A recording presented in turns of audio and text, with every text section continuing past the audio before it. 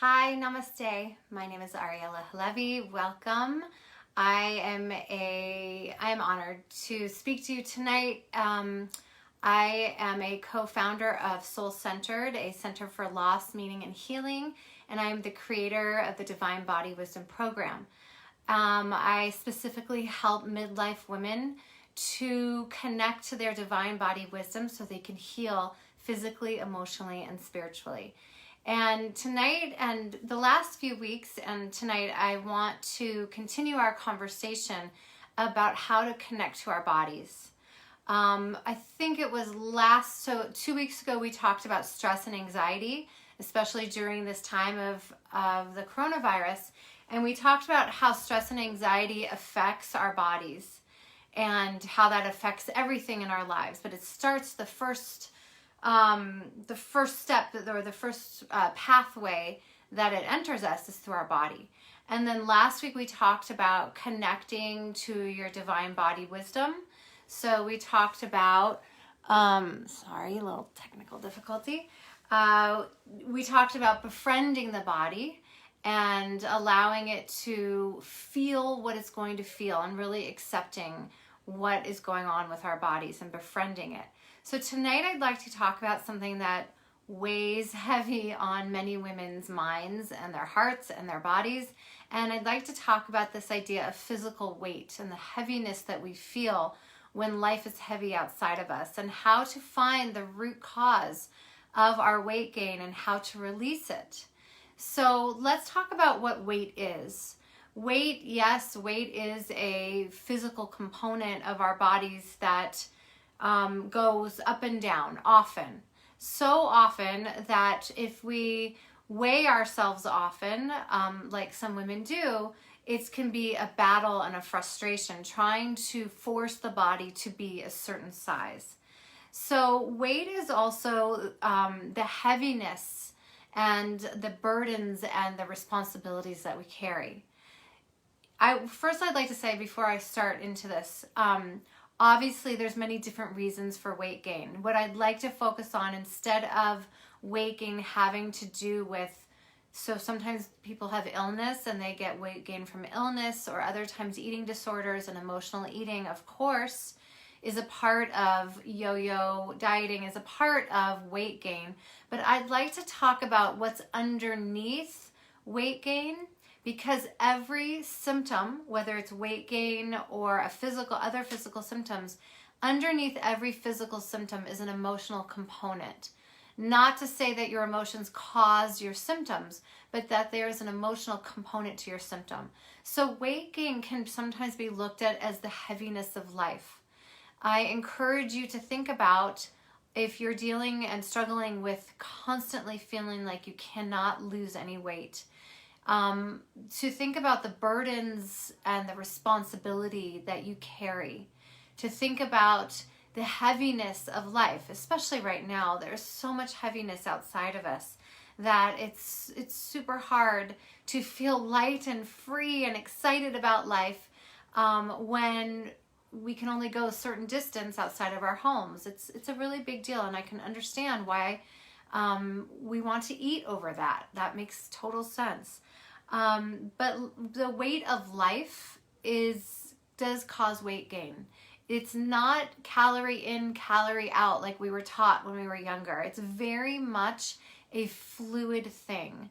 So the weight of life, our responsibilities, feeling burdened, feeling overtaxed, feeling too busy, being pulled in too many directions in our lives, causes our nervous system to go into overload, which of course you probably know the whole talk on cortisol, on stress hormones. I am a big proponent of looking at our stressors and looking at what makes you feel heavy in life. The next part of weight gain that is more emotional would be things that we're pushing under the rug for another day, things we don't want to deal with, but they sit in our bodies and they contain weight, they're heavy.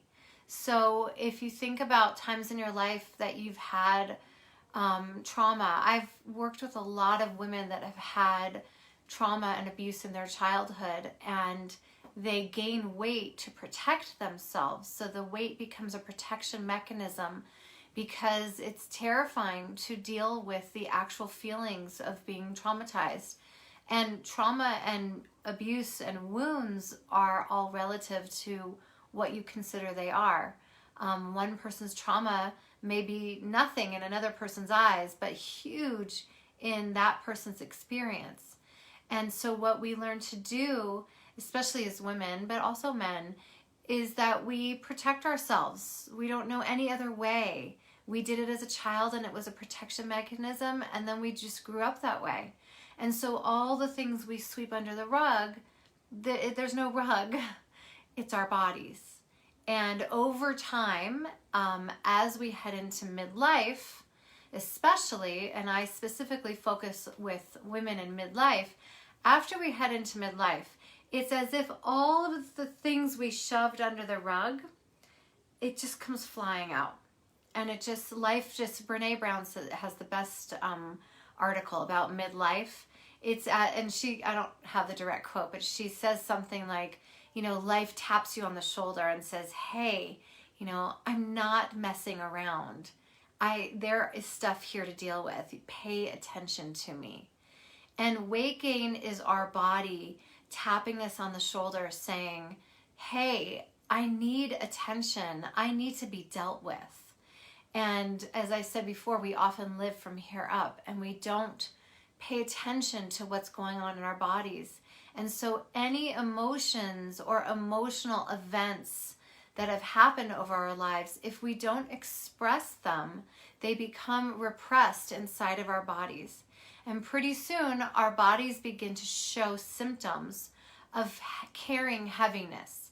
Some of us have autoimmune issues. Some of us have weight gain. Some of us have other symptoms. Some of us have chronic pain, you name it. A lot of these issues are the underlying emotional or spiritual cause would be the inability or fear to actually feel what is going on inside of our bodies. Also grief. Grief is a huge one. Grief comes in all forms. I just counseled a woman that has gone through multiple griefs in her life, and she has caretaken for those griefs. So much so, it's been probably 5 years, so much so that she hasn't dealt with her body and her emotions. And the way she just coped was to overeat and emotionally eat and to feed herself as if food was love so she could get through each day. So part of weight gain is this judgment. I shouldn't be eating this. I shouldn't be eating this as we're eating. And so part of weight gain is the judgment we feel while we're not able to or don't know how to take care of ourselves. And so then it's this horrible, just awful cycle that, you don't take care of yourself. You're not listening to your body. You're not tending to it. So we eat to try and take care of ourselves. And then the negative voices come inside that's saying that you're never going to be good enough. You're not worthy. How is anyone going to love you with extra weight? You're not beautiful. You're not sexy. You're not important. And you're not worthwhile.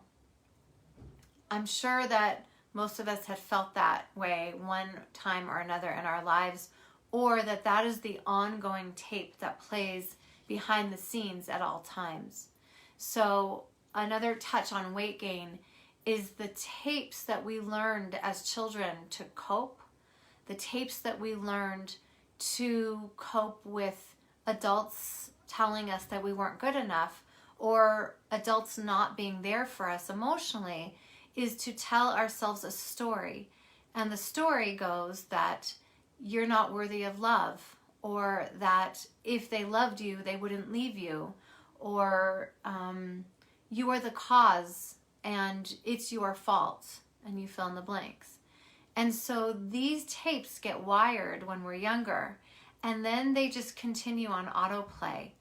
And so in the background noise, we may be doing okay, carrying some extra weight, but there's always been this background noise of negativity, of old beliefs that we just have lived with for so long, they become who we are. And then we begin to notice that not only do we have extra weight from it, but that our relationships are suffering, that we're not doing what we love in this life, that we are too overburdened, or that maybe we're giving way too much outside of us and not receiving enough. So then in midlife, what happens with women is that we go crazy because we go into perimenopause. Eventually, if you're not there yet, you'll get there. I know I've gone crazy. And it's a crazy time. I read a wonderful article, maybe I'll post on Soul Centered, that talks about the crazy roller coaster of perimenopause, where you don't really know you're in it until you're slammed into it and you have multiple symptoms. And what makes perimenopause so challenging is that it's as if all the things we swept under the rug get overturned when our hormones go crazy. So our hormones naturally are supposed to ebb and flow. And what happens with perimenopause is that they go, all different ways. There's no expecting, there's no stability. There are no rules. Rules go out the window when you're in perimenopause. And so what happens is weight gain does occur because your hormones are out of control, but our emotions are out of control.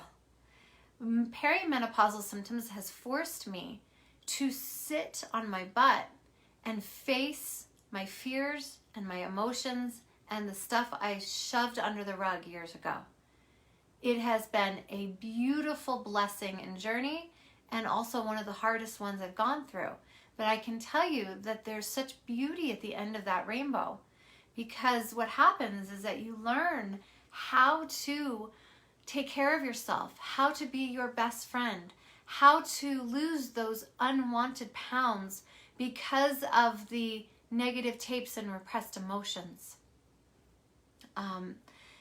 I love this pathway and I teach it often, and I have a group coming up soon that is radical ways for midlife women to self-love, to transform their relationship with their bodies and transform their lives. And I encourage you to check it out. I'm going to start marketing it soon.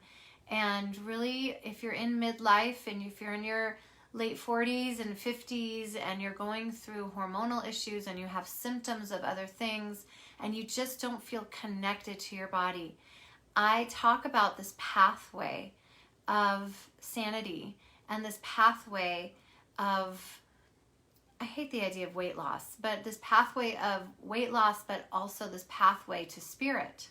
I really think it's the same thing. It's your pathway to inner joy.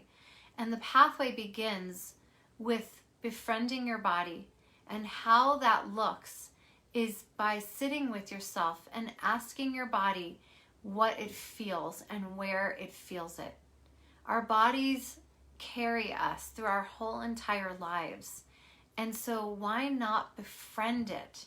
Because when we feel betrayed by it and when we feel it's our enemy, then we are in a constant war and battle every single day. Hi, Teresa. We're in a battle every single day with something that we have to live with every day. And so the idea is to, I see it again as a journey or a path, is to check in with your body and see how you're feeling at any given time. What are your emotions and where are they held in your body? And then how can you express it? Do you need to journal write? I like to speak out loud. I encourage a lot of my clients to speak out, just get it out of your cells and out of your body. Express it and then connect to your body and feel the happiness and the joy that your body feels when the pathway to your higher self is cleared. Because trying to bypass our emotions is like trying to live literally without a body. It's like trying to live with your head walking around this world all day long. And so I encourage you to tune in more next week for another soul or healing experience on Monday night at 7 p.m. as we continue the journey of the body. And then this will lead into the group that I'm forming. And it is a four-week group. And it's to help you discover your radically beautiful self, how to radically love yourself in a really different way than you may have ever done. So I also am here for support. I offer 30-minute complimentary Divine Body Wisdom consultations. And every Saturday morning, my husband and I from Soul Centered offer the Soul Xperience. And it is a Kabbalistic experience where you can come and center your soul through singing and meditation and much more. I welcome your comments, and namaste. I hope you have a beautiful night.